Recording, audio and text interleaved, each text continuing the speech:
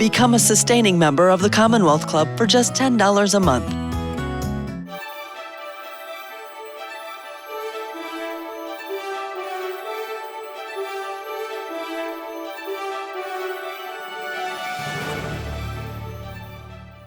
Thanks to our audience, and thanks to Dr. Eric Prather. Pleased to have you here. It's great to be here. As Adam said, I'm a proud member of the Commonwealth Club's Board of Governors, and the Commonwealth Club is the oldest and largest public affairs forum in the country. And we have a lot of different topics, some of them quite esoteric, complex, and not well understood. Tonight we're going to talk about sleep, which is something we all know a lot about. And I should mention that Eric Prather recently wrote a book, which I just read, called The Sleep Prescription, 7 Days to Unlocking Your Best Rest, which I will recommend. And I think after you hear him, you'll want to get it too if you haven't already had it. But I should say a little bit more about Dr. Prather, who is a professor of psychiatry and behavioral sciences at UCSF here in San Francisco. He runs the sleep lab there, which has both clinical work, seeing patients, and research work as well. So we'll benefit from both of those kind of streams of your expertise. And as Adam said, please put any questions in the chat in the YouTube box, and Adam will bring them to me so we can ask them during the program. So let's get started. I'm going to go out on a limb here and say that everyone listening right now has had experience with sleep in the last 24 hours, and probably just about every night of their lives as well. So we all think we know a lot about sleep, and I think we all know that we feel better if we get a good night's sleep. So feeling better is a great reason to get a good night's sleep. But what are other benefits of getting enough sleep? Why should we care? Yeah, sleep. Well, so first I want to say thank you for having me. Mm-hmm. And I'm a proud listener of the Commonwealth Club. And so sleep is such a critical part of our humanness, it's a biological imperative. It's as necessary as food and water and oxygen. In fact, we can live longer without food and water than we can without sleep. Really? Right?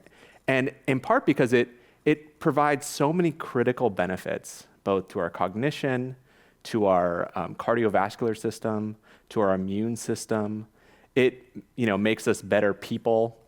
When we get sleep, we're better partners, we're better parents, we're more empathetic, and we're kind of a better version of ourselves. And we've learned a lot in the sleep science over the last several decades, but we're still kind of chipping away at what it is that makes sleep so special, like why we sleep. Mm-hmm. But it's clear that if we don't, we just can't survive.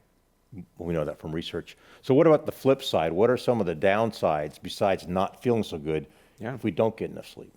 Yeah, so if we don't get enough sleep, we don't feel as good. We're more sensitive to stressors when they happen in the world. I always tell my patients that when we don't get sleep, kind of little things feel like big things to us, right? But also biologically, sleep is so critical. So, if we don't get sufficient amounts of sleep, and this is something that's just evolving in the science, is, sleep seems to be critical for helping to clear our brain of kind of metabolites that build up throughout the day. So we've kind of begun to recognize the glymphatic system as such a key piece of kind of clearance within the brain. And when we don't get sufficient amounts of sleep, that doesn't happen as well. I do a lot of work on the immune system. Mm-hmm. And so we know that when people don't get sufficient amounts of sleep, our immune system doesn't seem to do as well. We're perhaps more susceptible to infectious illnesses. We don't respond as well to vaccines, which obviously became kind of much more timely over the last couple of years. Mm-hmm. And so, sleep just plays just a strong role in making our systems work better. So, I'm assuming everyone on this and listening to this is interested in sleep and sleeping better. And some people have big problems with sleep. But how big a problem is it? How many Americans really have substantial sleep problems? Yeah. It's shockingly high. I think, the data suggests that, 30% of Americans report insomnia symptoms regularly. And so if you kind of scale that up, that's almost 100 million Americans, right? So that's a really big problem. Beyond just sleep disturbances, a large proportion of the population also gets what's called insufficient amounts of sleep. So, getting short sleep duration. So the American Academy of Sleep Medicine recommends for adults to get at least 7 hours of sleep per night. And just a lot of people aren't getting that. And what we know from the epidemiologic data, kind of the population level kind of viewpoint, is that when people are on that short sleep duration group, they're more likely to develop cardiovascular disease, more likely to develop type 2 diabetes. As I mentioned, we're kind of learning more about risk towards neurodegenerative diseases. And kind of not to be outdone, short sleep duration is also a predictor of premature mortality. Wow. So there's a lot of Americans who aren't getting enough sleep or are having sleep problems of some sort. Yep. Does that vary by gender, by race, by age? Yeah, so there are kind of growing understandings about kind of differences in populations. I mean, we certainly know that if we look at kind of men and women tend to report kind of worse sleep quality. And some of this might be linked to kind of changes across the life course and kind of through kind of perimenopause and menopause. But men tend to get less sleep in general. And then there is kind of something that I'm really passionate about. There's kind of a growing appreciation for sleep inequities kind of within populations. So, so Black Americans, routinely are shown to get kind of less sleep, less quality sleep compared to kind of white counterparts. Individuals that are in kind of on the lowest rung when it comes to socioeconomic status tend to get kind of less sleep and less quality sleep. Do we know why? Well, we're learning more about it. We think there are certainly environmental factors that drive differences in sleep, right? So if we take kind of racial differences, sleep is not, sleep is socially patterned. And so there are, where you live, work, and play matters for how you sleep, right? So if you live in an area that has kind of light pollution or noise pollution or more crime or less sanitation, that or requires you to live in a more crowded area, like more people per room, all of those things contribute to our ability to sleep well, our opportunity to sleep well. I've really kind of approached this as like a social justice issue, that everyone deserves the right to have adequate rest, and currently it's just not distributed evenly. Yeah. Well, I think most of us have assumptions about sleep issues, and I will admit that when I read your book, I thought I knew a lot about sleep, and some of the things that I believed turned out to be true according to your book. Some partially true, and some were dead wrong. So I'd like to try something. Yeah. I'm going to make a couple of statements about sleep. And just to give the audience a chance to interact a little bit, at least in their minds, we'll take a moment after I say each one, and they can think about whether they think it's true or not, and then we'll get your expert opinion. All right. So here's a couple of ones. And by the way, some of these are, well, I won't say. Some of these are easier than others, but anyway, let the first one. It's easier to fall asleep if the room is dark. Audience, think about that. Is that true? True. That is one of the key pieces of sleep hygiene. Darkness makes it easier to sleep. All right. So I knew that. I got that one right. Okay. Nice. The best temperature for sleeping is room temperature. How about that? I hope that's true, because then I don't have to adjust my thermostat every night when I go to bed. Is it true? Is the best temperature for sleeping room temperature? So that's a tricky one, because it depends on what temperature the room is. Okay. Right? And so it turns out that our core body temperature has to drop as part of sleeping. And it turns out that we sleep better as a species if we're kind of in this range of between 60 to 68, 67 degree Fahrenheit. We don't want it too hot. And for some people that's a little cool. And so that's where it's important to kind of have layers, not, like make sure that you're able to get that within that range. It seems, the data suggests that that's the best for in general. Okay. So if you think room temperature is 68 degrees, maybe a little bit less than that. Yeah. Okay. You're more likely to fall asleep if your room is free of clutter and distractions. Eyes closed, does that matter? What do you think? Yes.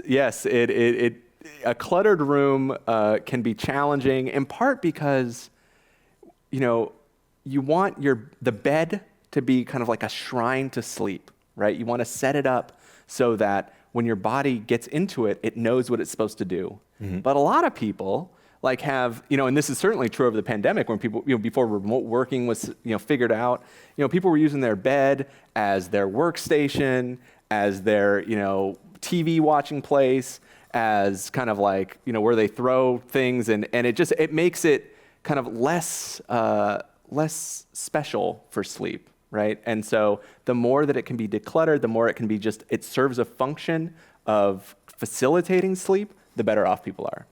Interesting. So it's not really a physical thing, because why should my body care if my computer is 4 feet away from me or not with my eyes closed if I'm in bed? But psychologically, I may think it's not quite a sleep environment. So that's a great question, or a great point. It turns out that there are a lot of environmental things that are triggers to tell us what our body's supposed to do, right? I always use this example of when I used to come home from the clinic, I would touch the doorknob of my apartment and I would immediately get hungry, right? And that was because I would eat something every time I would get home. And so then my body knew what was supposed to happen. Even if I had just eaten, it would kind of be like, I need to start making insulin. The same is true for the bedroom and the bed. The bed is this environmental trigger that tells your body what to do. And if you're using the bed for other things, it gets confused, right? It becomes less of a powerful thing that allows us to kind of let go. Sleep is about letting go. Yeah. And we need things in our environment to help us know when to do that. Interesting. We'll talk more about that. But first, here's another one. Some people are night owls and simply need to go to sleep and get up later than others. True or not true? Well, what do you think? Yeah, there is circadian variation, meaning that, our biological rhythms are, often genetically driven, and some people are night owls, meaning that their body prefers to go to bed later and sleep in later. There are also morning larks where people want to go to bed earlier and get up earlier. Most of us are kind of in the middle, we have a preference, but kind of on the extreme end, it can be really challenging, as you might imagine, because the world isn't set up that way. Yeah. Right? Yeah. And so, and if you're a night owl married to a morning lark, you really have some challenges. But I know you have some of those, right? Yeah. I was just talking to someone today about their sleep problems, and they were remarking, for whatever reason, often the case that someone that has really severe insomnia is married to someone who sleeps like a rock. And so they are constantly seeing that in their face. And I always say that, luckily we typically kind of, choose a mate based on other characteristics than just their sleep preference, right? And it changes over time, right? Yeah. And so that's just something part of the aging process. Yeah. All right, here's one I think we'll all find interesting. You can't skimp on sleep all week and then catch up over the weekend. Sleep debt, catching up, a lot of people do that. Does that work? It's definitely something that people do a lot of, right? And I think subjectively, it can often feel like people can make up some of that sleep. I think the data around, so the tendency for someone to kind of have this sleep debt and then try to shift it and make it up is often called social jet lag. It's something that we often kind of change our rhythms and we try to make up this time. And we're learning more about the cost of those things, that that tendency to do that seems to actually put people at risk for a lot of these age-related conditions that I mentioned around short sleep duration. Some of it's about short sleep duration, right? You go most of the week getting less than you need, and your body can't make up all that, right? We deprive someone of sleep in the laboratory, say for 24 hours, so they lose 8 hours of sleep. When we let them sleep, it's not like they sleep 16 hours, right? Your body can compensate, which is really important, right? We're kind of built for this as humans. Ask any parent, you can do this kind of thing if you have little kids, but it's not a one-to-one thing, right? And I mean, there are things in place within our body to help kind of compensate for that lost sleep, but the data is supporting this idea that it seems to kind of wear away at some of the biology. Okay, so you can partially compensate, but not that much. At least not chronically. Yeah. Yeah. Okay. Okay, here's one about you and your practice. The most frequent recommendation, of course, people come to your clinic because they're having trouble sleeping. Yep. So the most frequent recommendation you make to people who come to your sleep clinic is to go to bed at the same time each night. I wonder if the audience thinks that's the most frequent recommendation you make. Is it? False. False. That is not my most common recommendation. In fact, what can I? Yeah, can I say the most common. So the most common thing that if anybody needs to kind of work on their sleep, and again, this is if people come to me because they're having sleep problems, Yeah. right? So, but is to actually maintain a stable wake time every day. And the reason for that, and again, this is a lot to do with insomnia and how insomnia, lives within the brain and the mind, is that we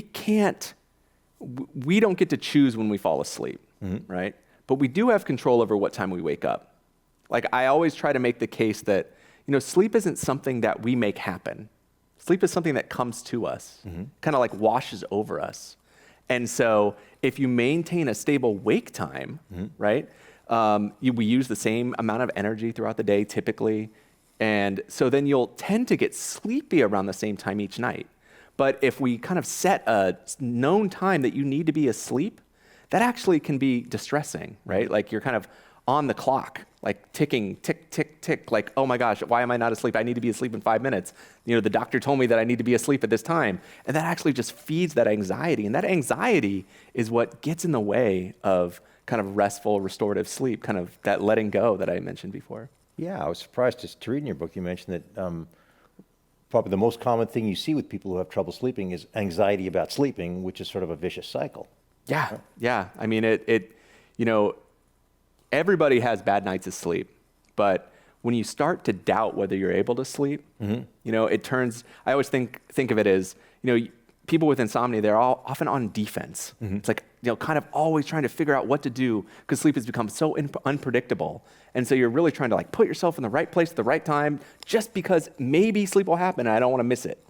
But, that thinking and that shift in thinking around kind of, I'm not going to be able to sleep tonight, and if I don't sleep, X, Y, and Z is going to happen, really drives kind of their daytime experience. They spend a lot of effort kind of thinking about that next night and like what they should do. Like I have met lots of people that will cancel social engagements because they don't want to be away from their bedroom just in case they feel that sleepiness cue and they want to be in bed. And right, like that's no way to live. Like that's really hard.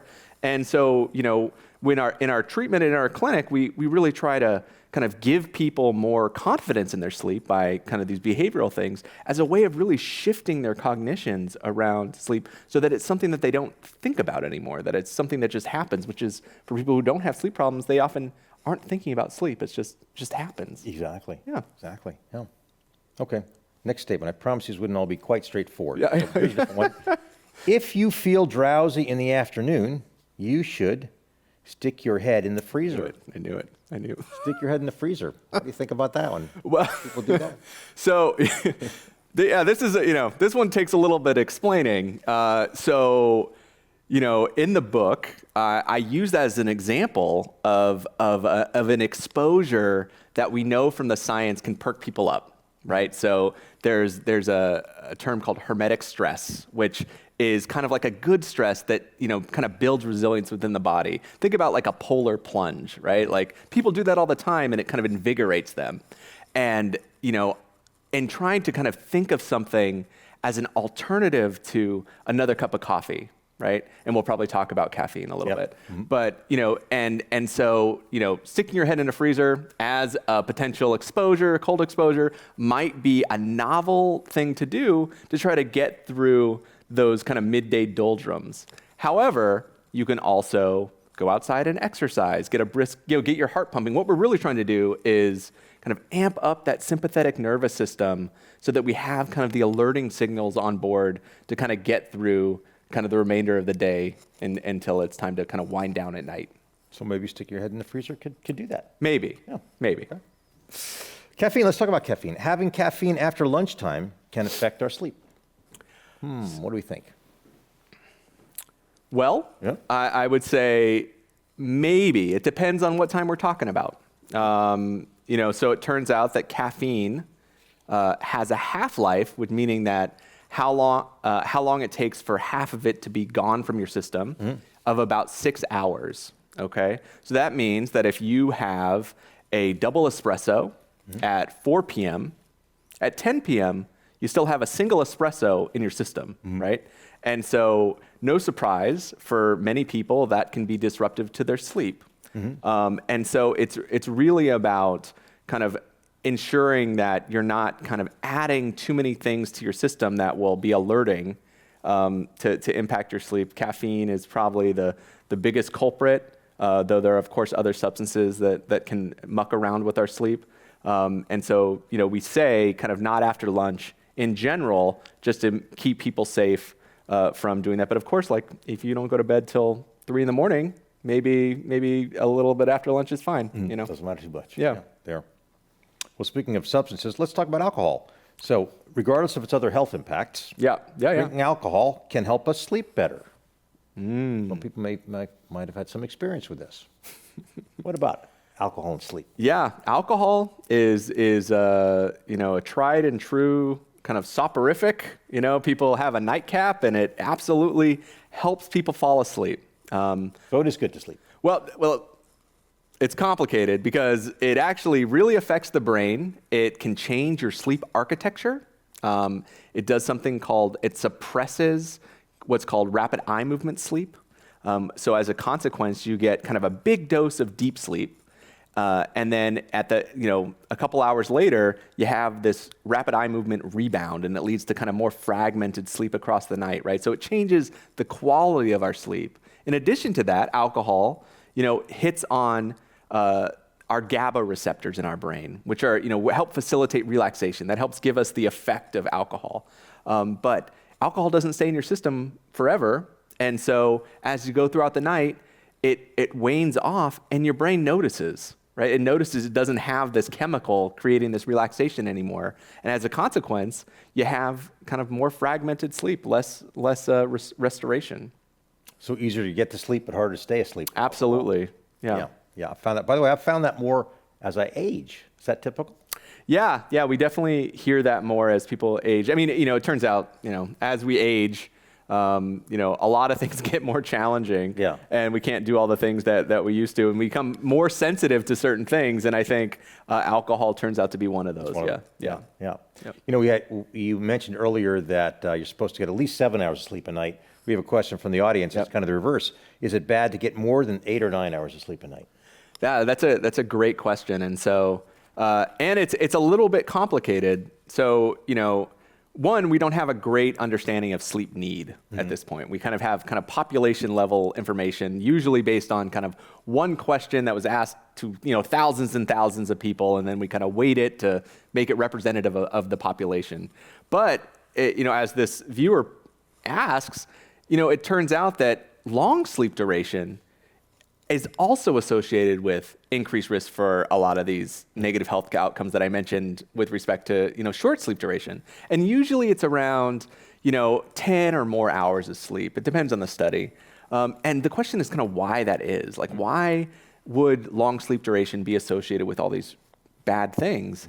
And, there's a couple different potential explanations which are still kind of being figured out. So, one could be that what long sleep duration is really an indicator for is some kind of early sign of disease, right? So if you ever get a cold, or an infection, oftentimes people sleep a lot more, right? Their sleep doesn't feel great oftentimes, but they sleep more than they usually do. And so maybe what we're really seeing is long sleep duration is just a proxy for something that's going on in the body.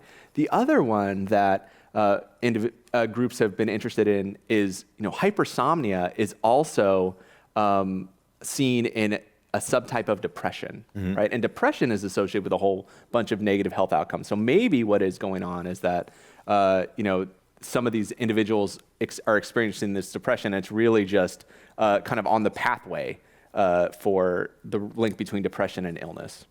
So, okay, one or two more. Drinking warm milk before bedtime can help us fall asleep, maybe with some cookies too, you never know. What about warm milk or some other food just before bedtime? Yeah, this is one that I hear a lot. We don't have great data on this topic, but lots of people swear by it.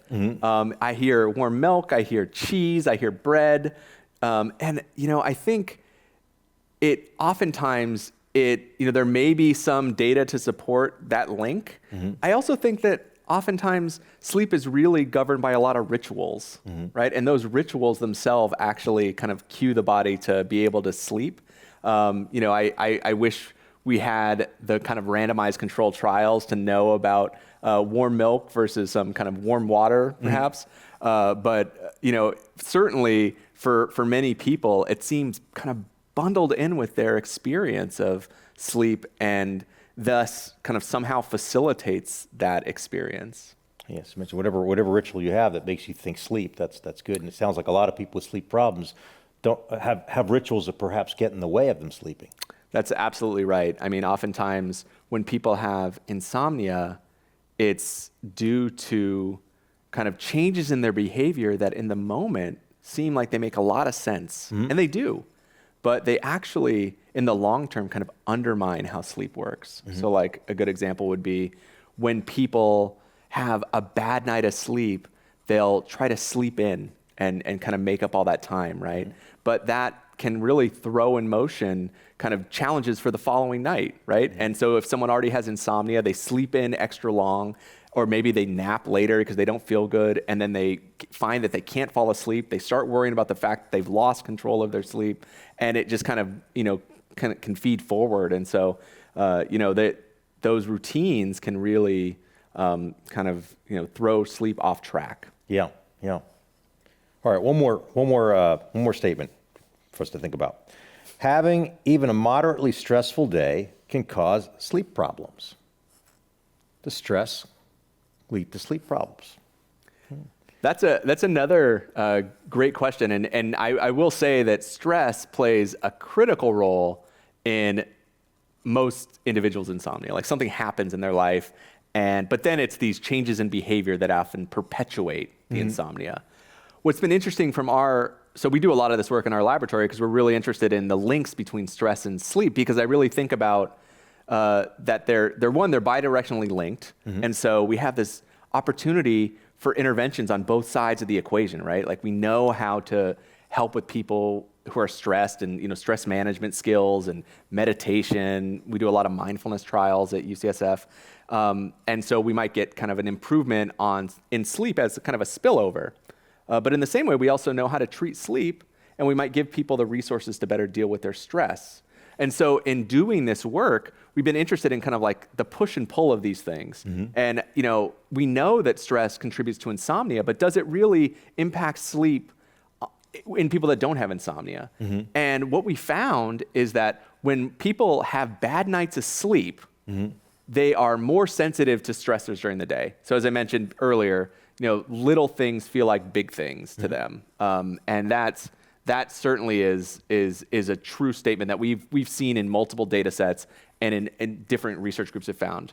What we've also found is that when people have stress, it often doesn't really affect their sleep so much, unless it's really close to bedtime, right? And I think part of that has to do with the fact that sleep is regulated by lots of things, like our environment, our sleep drive that builds up across the day, our circadian rhythm. And so maybe these little stressors, these kind of daily hassles that we have, don't play as big a role. Now, if you have a really big thing happen to you, then you'll probably be thinking about it and it'll drive kind of difficulties with sleep. Or if you say get in an argument right before bedtime, that'll probably impact your sleep. But I kind of think of it as good news that, because we can't get rid of all the stress in our day. And the data suggests from our group and others around the country that the relationship is much stronger from the sleep to stress side than it is from the stress to sleep side in general, in regular day-to-day people. Interesting. Yeah. Poor sleep causes more stress for us to be more responsive to stress. Yes. We're absolutely more sensitive to it. Interesting. So forgetting about the milk and cookies, does diet affect sleep, or does sleep affect diet, or both? Yeah, so I think we have a less of an understanding about how diet affects sleep. Again, we're starting to learn more about whether it's complex carbs or simple carbs that seem to kind of improve sleep, and those trials are being done.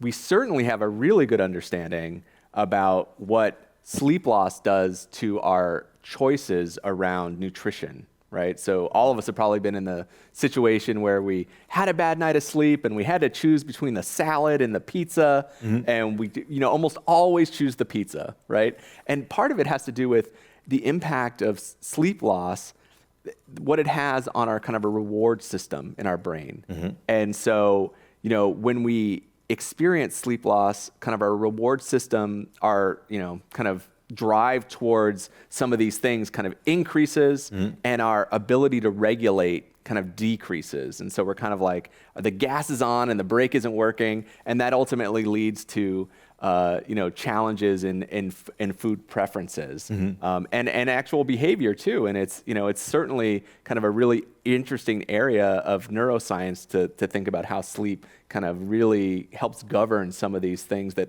are so critical to health and well-being, right? I mean, as the sleep field has progressed over time, it's clear that sleep is now being considered as a pillar alongside exercise and nutrition, and it was something that wasn't the case, even a decade ago. Yeah.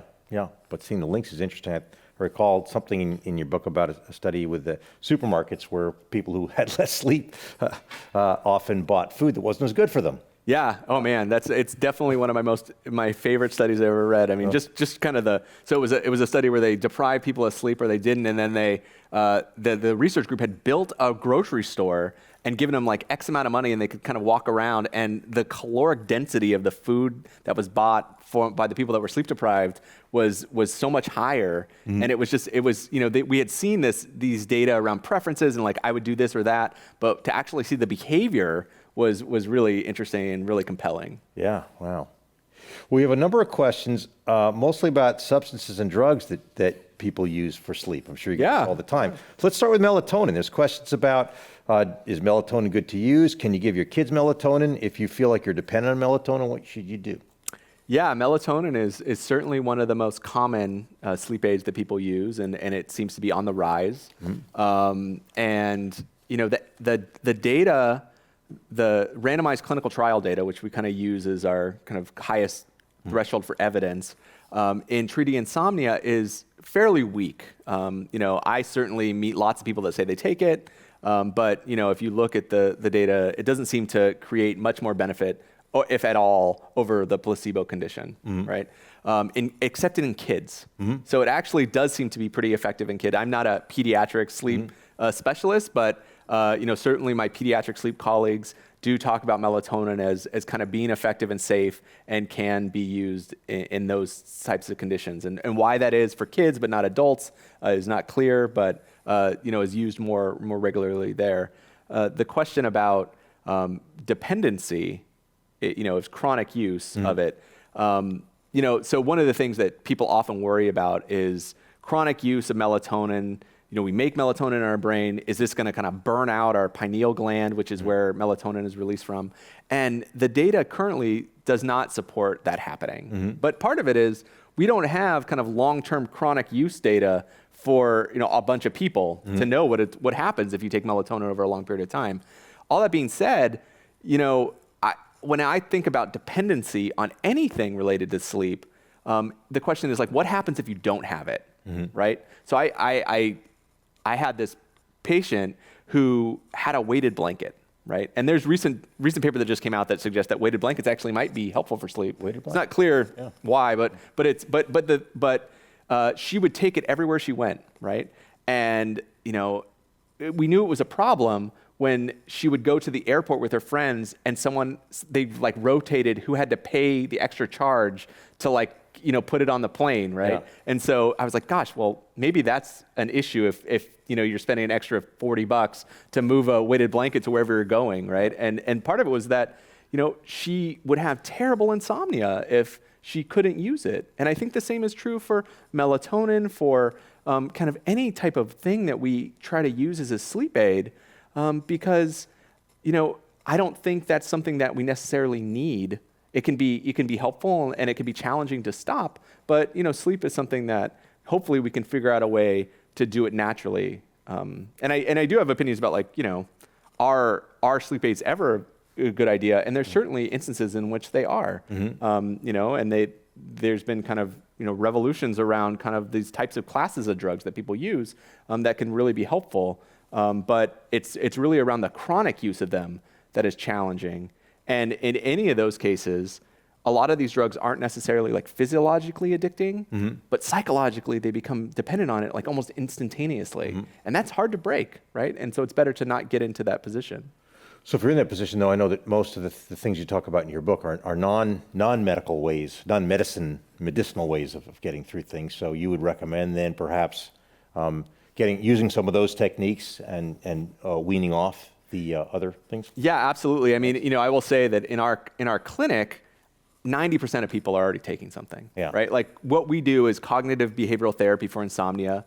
It's understood to be the first line treatment for treating people with insomnia, but it rarely is the first thing, right?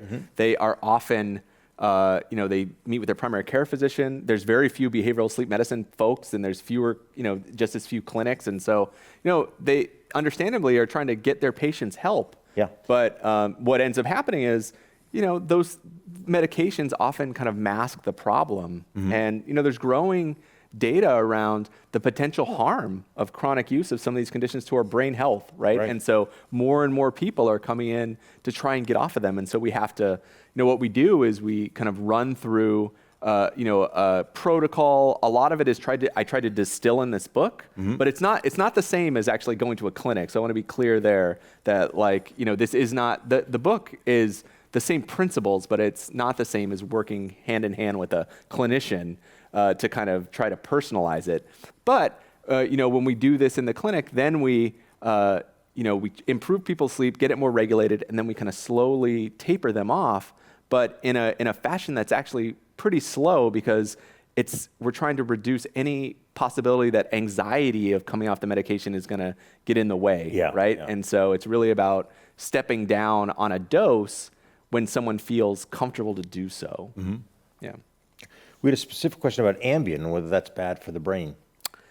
Yeah, so these drugs, these Z drugs. So Ambien's generic name is Zolpidem, and there is thought that chronic use of these might contribute to premature cognitive aging. It's very challenging to know that causal link in the data that's available, and it's unclear about chronicity and duration. So how commonly you use it, and then over what period of time will contribute to this. But every year it seems like we're getting closer and closer to coming to the conclusion that it's probably not good for your brain. But I mean, it's also not, it's not totally clear at this point either. So, I say it kind of cautiously, but the data is accruing that, and I certainly am a proponent of trying to figure out alternatives to using those types of medications. Though again, these medications are typically really effective, like in acute settings, right? Yeah. Like when people travel or whatever, like you use it one night, they can really help. Though, certainly there's a side effect risk profile, right? Like if you're an older adult and at risk for falling, it can be dangerous, or, people have kind of negative side effects to it, which they should consult with their doctor about. You'd encourage caution, at least in the use of that. Absolutely. We're all there too. I saw a cartoon recently. It was two toddlers in diapers, and one was saying to the other one, I'll nap when I'm 30. People have naps. But how about naps? Can daytime naps make up for poor sleep at night?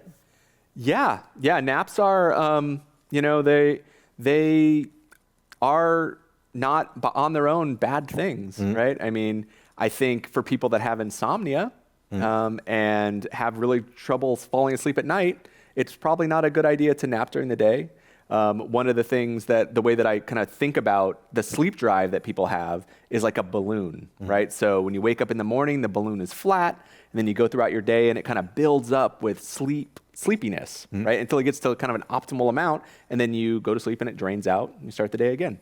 When you nap, you're kind of like letting some of that sleepiness out, right? So the expectation shouldn't be that you should be able to sleep just as easily as you would had you not napped. Yeah. But we know that, a nap can kind of make people feel more alert at the end of it. They can be more, feel more rested. It seems to help with learning and, potentially cognition, things like that. So, because sleep does these things for us, I think, the caution is, if you're trying to improve your sleep at night, maybe nap might not be the right thing to do. And you certainly don't want to nap long, right? Because what happens is if you nap kind of maybe more than 30 minutes, you run the risk of kind of dropping into deep sleep, right? And what happens is when you wake up, you experience what's called sleep inertia, which is that feeling when you feel worse after a nap than you did before. Yeah. That's because you're like trying to rip your body out of that kind of deep sleep, and then you're kind of useless for a couple hours after that, I think. Okay. Well, I know you talk a lot in the book about kind of getting set up for sleep. We've talked about cues and so forth. We have a question from the audience that says, how can I best get my brain to calm down before sleep without using medicine? Yeah. And I mean, a busy brain, this idea of being kind of wired, not tired, right? It's like, people have this like really active brain. It's really hard to calm down. I think, there are a couple things that can be done. I mean, I think one is around prevention, right? It's being intentional about having this transition to bedtime, right? Kind of carving out this time where you kind of note that the day is over, the work is done, and you kind of do something for yourself to kind of allow yourself to wind down. And so what is that helps you wind down? I mean, we get a lot of success with progressive muscle relaxation or meditation. There's lots of meditation apps out there that can kind of help you amp up your parasympathetic nervous system and allow you to get relaxed.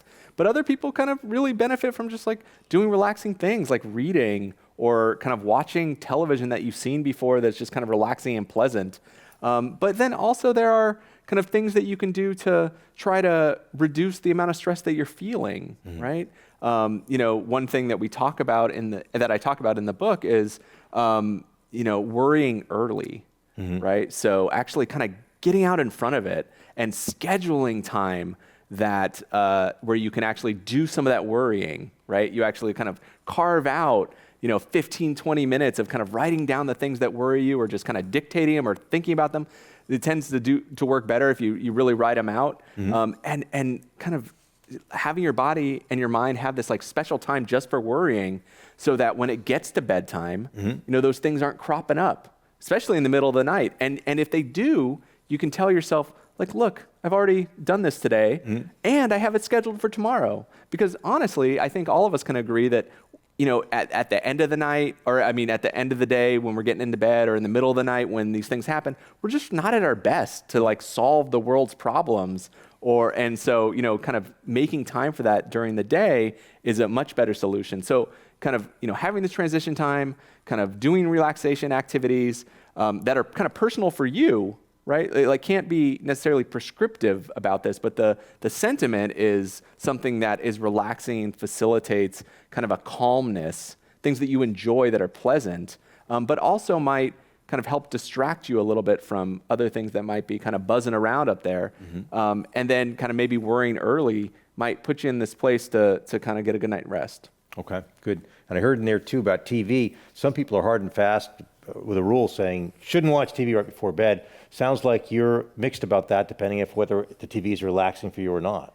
Yeah. So this has been a really interesting development, and a lot of it has been around blue light exposure, right? So a lot of times people say stay away from screens, including TV screens, because of blue light exposure, which we know can act on our brains and and kind of impact the melatonin system, right? Can shut it down. And that's not good because melatonin is really important to help us get sleepy and kind of sets the table for sleep. But luckily we have lots of filters that we can put on these devices, because I make the argument that it's really about the content that people are engaging in. I mean, I think a great example is social media, right? Like social media is developed, and the internet in general is developed to kind of like keep you coming back, right? It's engaging that reward system that I talked about, that keeps your brain kind of moving and keeping, wanting more, Yeah. right? And that is really incompatible with sleeping, Yeah. right? And so what I suggest is, okay, like let's not do the social media stuff. Let's not do any work email. But you can watch TV, but I'm saying don't start a Netflix series that you want to binge watch that you can't wait to get into, because that's also engaging for your brain. And so, what I always suggest is and patients have had success with this, is like, watch a show that you've seen before. So like an example for me is like, I love The Office. I don't know why. Like, I don't know what it's about, but like I could watch it forever because I know what's going to happen. Like, I just find it calming. And so, that's the kind of thing that we're really trying to bottle, that experience, that feeling that can then facilitate sleep, that you don't need to keep engaged with it. Right. And so, that's my stance on it. Certainly other sleep clinicians might have a bigger hard line on it, but I think, I've had this experience where I've had patients have heard that before, and then when they are in the middle of the night, not able to sleep, they're just sitting in a dark room, getting more and more distressed because there's nothing they're allowed to do, right? And that actually kind of works against us. Yeah. Let's talk about when you're sitting in that room. We Yeah. have an audience question that says, if you try to sleep for half an hour and you can't, what's the best thing to do? And I'll combine that with a second question, which is, what if you wake up in the middle of the night and can't fall back asleep? What should you do? Yes, super common. And so, one thing that we always suggest in our clinic, and is also in this book, is, if you try to go to bed. So first of all, if you're going to sleep, don't get in bed until you're sleepy. Right? That's the first thing, because we only want the bed for sleep. Okay. But if you get in bed and you give yourself a good go of it and it just doesn't work, and you're starting to kind of get a little bit distressed that you're not sleeping, you want to get out of bed. And this is hard. This is a hard thing to get people to do, right? Is, get out of bed and sit somewhere quiet, do these relaxation things until you begin to feel those sleepiness cues again, and then you want to get back in bed. And the reason for that is that, particularly in people that have this happens chronically, I hear all the time that they'll say, I was feeling really sleepy, and then I got in bed and my brain woke up, right? And that's like such a classic kind of way to describe insomnia. And what that is it's called a conditioned arousal. And it's in fact the case that the bed now itself is it used to be this trigger to kind of bring on sleepiness. Now you spent so much time in bed with your mind worrying and ruminating about things that it's now confused, and now it has become a place of arousal. And so we really need to make sure that we can break that relationship. So take that angstiness out of the bed, do something quiet, and then kind of repair it with the bed so that it again begins to facilitate this sleepiness. And so the things that you can do outside of the bed when you're not able to sleep are the same things that I mentioned earlier. Like it can be, reading, listening to music, listening to your favorite kind of, calming meditation, or watching television or something until you begin to feel sleepy again, and then you want to get back and try again. And obviously it's challenging, right? Like no one, especially as it's getting colder at night, like people don't want to get out of bed, but it is critical. There are, of course, adaptations that you can make, like if people have chronic pain. Really what you want to do is kind of teach the body that whatever you're doing is not the same as sleeping. And so sometimes I have people just sit all the way up in bed. Or if you don't have a partner, just moving to the other side of the bed. It gives your body kind of this can be a hack to help it think, oh, well, this isn't sleeping, and then you wait and get sleepy, and then you get back in your position that you were in. Because, this conditioned arousal is really, such a big part of the foundation of what drives insomnia. So this conditioning is just Pavlovian sort of Exactly. You It's the same. feel like you're going to sleep, or you're at a place where you're not sleeping. And That's right. Managing that sounds like Right. that's really important. What about exercise? Does the amount of exercise, or when you get exercise, the type, does that affect sleep? Yeah, exercise. Obviously exercise is great for lots of things. This is what we hear constantly in it, and sleep is no different. But the timing does matter, and it seems to matter for some people and not for others. And that's a little bit less clear about why that is. But typically, we suggest that people try not to exercise too close to bedtime, and too close is maybe 2 hours before, maybe 3 hours before, depending on the type of exercise that you're doing. What we worry about is kind of like high intensity exercise, because of the kind of what it does to your body, right? Like high intensity exercise kind of really amps up your nervous system. And sometimes for some people, it's really hard to come down from that. And so as a consequence, they, it's harder to get to sleep, and it might lead to their sleep being of a less of a quality than it was otherwise. But I mean, it's also true that, when people do get exercise, that's one of the few things that we know can enhance deep sleep, right? So when people do high intensity exercise, maybe it's something about kind of using that amount of energy, or maybe it's the amount of recovery that someone needs that is driving this. But data suggests that actually can create more deep sleep. And there's not that many things that we can do to do that. I mean, kind of the other one that is shown to be the most effective is depriving people of sleep. So if you deprive someone of sleep, they almost immediately fall into deep sleep when they get the chance to sleep. So exercise might be the better option. Yeah. I was surprised to read that in your clinic, one of the things you do, if people can't sleep, is sometimes have them get even less sleep. But that seems to be an effective way to reset things. Well, I mean, I guess I would amend it in that way. It's actually it changes their sleep opportunity, right? So going back to that balloon analogy, right?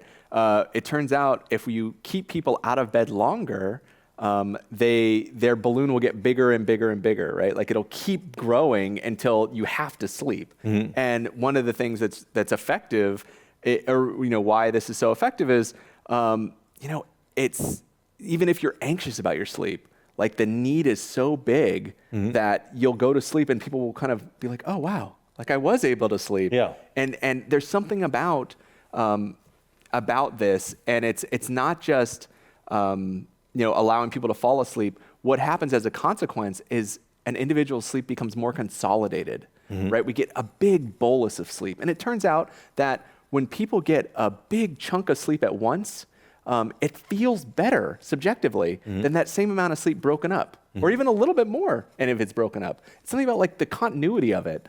And so by kind of restricting the time, we typically make people's bedtimes later. Yep. And this is based on their own personalized data, right? We have people fill out sleep diaries, and we understand like how long it takes them to fall asleep and how much they're awake during the night. And that helps us understand how much they're really sleeping. And then we, take that average and maybe add a half hour to it, and then that's their opportunity for sleep. And if they do that over time, their sleep will become more and more consolidated, and they'll just subjectively feel better and become more confident that they don't have to think about it anymore. It's an incredibly powerful tool. Wow. There's some unusual tools I wouldn't have expected. I mean, you specialize in using cognitive behavioral therapy for sleep, and Yep. I've heard a lot about CBT, but usually I think about it for, say, desensitizing. So you're afraid of heights or snakes or something like that, use CBT, DBT, or other fears. Yeah. How does it work for sleep? Yeah, I mean, I think so the CBT for insomnia, we've talked a lot about the B, right? Yeah. The behaviors, right? Yeah. And there's all these behavioral things that we do around sleep scheduling and, sleep hygiene things. But the cognitive piece is also really important. And there's more and more evidence that it's the cognitive piece that seems to keep people from having insomnia after they've been treated, right? Because it really shifts their beliefs about what it means to not have a good night's sleep. And so, often we'll do things like kind of thought records, right? We'll have people, and they do this a lot in anxiety and depression, CBT for depression, where we're trying to understand the evidence for and against some of the kind of catastrophic thoughts that people have about their sleep. And so a good example would be, someone feels like, well, if I don't get a good sleep tonight, I'm not going to be able to work effectively tomorrow, right? Well, a very common one for people to experience. But so we'll have someone, think about the evidence for and against that kind of thought, that cognition, which of course drives distress and might make changes to their sleep. And so, and if we kind of collect the evidence, almost always we find that you if you don't get a great night's sleep, maybe you won't feel your best, right? But also, if you got oftentimes when you've gotten a great night's sleep, you don't feel your best, right? And you have all this evidence that even if you get a bad night's sleep, you still get through your day, and no one even notices. And it really starts to shift, chip away at how people think about this. Because oftentimes when people have distressing thoughts about their sleep and when they have insomnia, it's very black and white, right? It's like, either I get great sleep or I can't sleep at all, right? And it's always in between. And I think a lot of it is around the education that sleep is variable. All of us have bad night's sleep, but we're also really resilient. Well, I was surprised to read in your book that most people with insomnia have behaviors they use to try to protect their sleep. Yeah. But that many of those actually are counterproductive and reinforce their insomnia because they're self-defeating. Yep. Unpack that a bit. Well, give us an example of that. Yeah. So, that's a good, as I mentioned before, like napping is a good example, right? Like that's like to kind of get back that sleep, but it actually impacts their ability to sleep at night. Changes in their patterns around, waking up, like sleeping in to try to kind of make up for sleep that they lost that night, also kind of impacts their sleep that coming night. But then another one that is really common and definitely undermines sleep is they'll go to bed. People with insomnia often go to bed really, really early, right? And it makes sense. Again, like as I said before, like in the moment, this makes total sense. Like sleep feels really unpredictable. You're chasing it constantly. Like you want to be in bed because who knows when it's going to happen? You want to be there.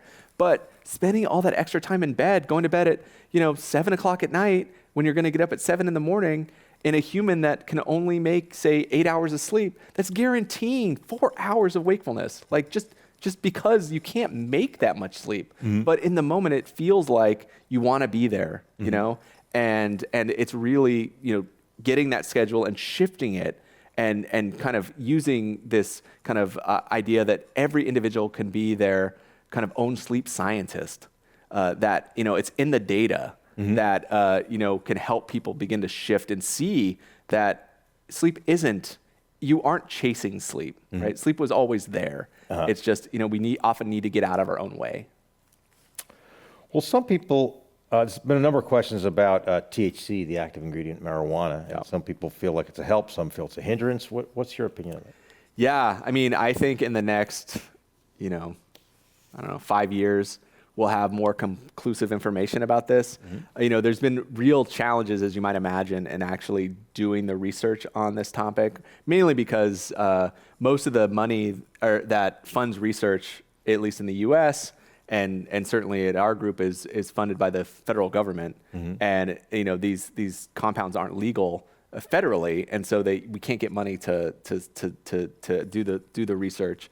There have been a couple studies that have looked at this in the context of insomnia. Usually they're combinations of CBD and THC in a kind of a special kind of formula that is not always clear, but that have found some benefits compared to placebo. But the challenge is like those formulas aren't the ones you can go to the store and get, right? And so now what do? You have kind of some kind of third person evidence that THC might be helpful, and I am certain that it probably is in some instances, in some forms, but we don't have the right clinical trials data to be kind of sure about that. And certainly there are risks that go along with that. And then getting back to any sleep aid, the dependency issues that aren't about the chemical itself, it's about the psychological dependency. Right. And so it might be helpful. There's probably lots of things out that we can consume that are helpful, but it also runs the risk of putting you in a situation where you become dependent on it. Yeah. So again, another one to watch out for.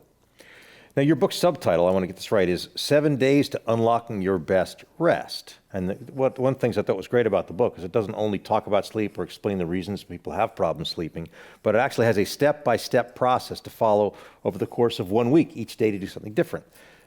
Have you tested that? Can people with a sleep problem really get a lot of benefit from 1 week of doing these things? Yeah, it's a great question. It's definitely based on the principles of cognitive behavioral therapy for insomnia.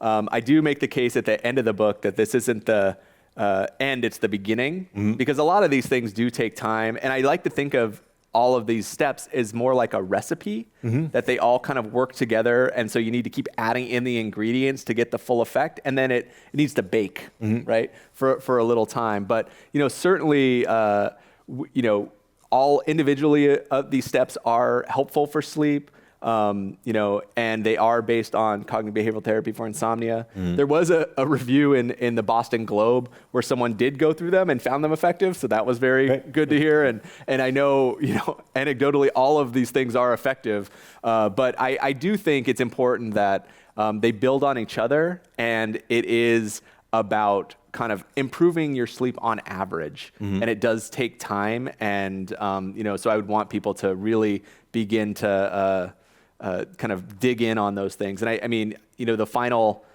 one of the 7 days is around going to bed later. And, partly that's because there's also a sleep diary in this book. And so you need the information from the earlier days to actually figure out what time you should be going to bed. Yeah. But the going to bed part, certainly going to bed later, it takes several days for that to begin to kick in.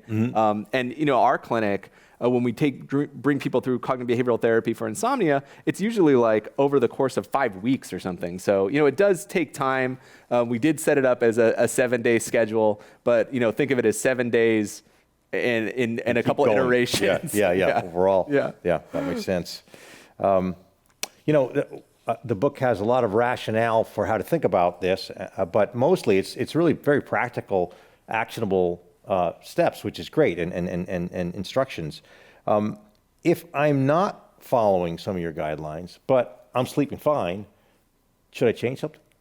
So, I think that's a great point. I think this book is particularly helpful in people that are having challenges with their sleep. I guess I approached it by if you're going to pick up this book and it says the sleep prescription, you probably either want to kind of improve your sleep in some way or you're curious for someone else. And so, it's not necessarily something that you need to change about your sleep. But you may gain some nuggets in there that I didn't think about that. Maybe I could even enhance my sleep just a little bit more by enacting these, or I know someone who could benefit from this.